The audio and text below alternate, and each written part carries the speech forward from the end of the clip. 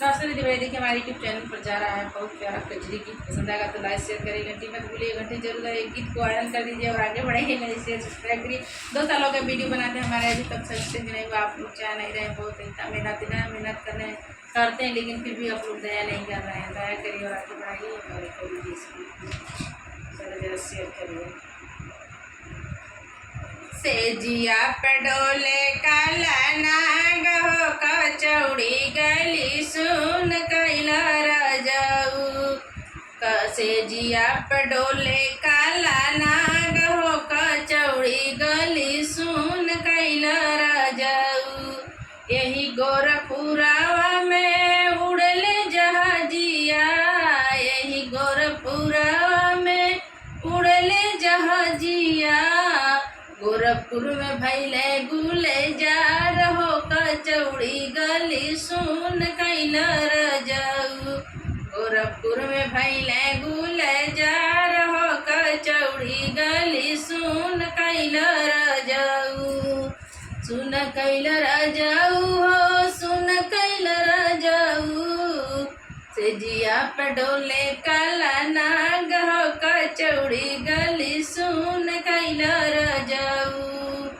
यही गोरखपुरा में उड़ले जहाजिया, यही गोरखपुरा में उड़ले जहाजिया। पियावा के ले गया रमून हो, कचौड़ी गली सुन कैला राजाऊ। पियावा के ले गया रमून हो, कचौड़ी गली सुन कैला राजाऊ। तुहरी धनिया राजा पनवे से पातर, तुहरी धनिया राजा पनवे से पातर। गली के निभैली तैनू न हो, कचौड़ी गली सुन कैला राजाऊ। गली के निभैली तैनू न हो, कचौड़ी गली सुन कैला राजाऊ। गोरखपुर में भैले गुले जा रहो, कचौड़ी गली सुन कैला राजाऊ। देता हो राजाऊ हो छुड़िया कटरिया, देता हो राजाऊ हो छुड़िया कटरिया। केतनन के कई देती खून हो, कचौड़ी गली सुन कैला राजाऊ। केतनन के कई देती खून हो, कचौड़ी गली सुन कैला राजाऊ।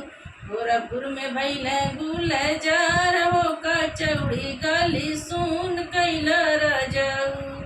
यही गोरखपुरा में उड़ले जहाजिया, यही गोरखपुरा में उड़ले जहाजिया। गोरखपुर में भैले गुल जा रहो, कचौड़ी गली सुन कैला राजाऊ। सेजिया पे डोले काला नाग हो, कचौड़ी गली सुन कैला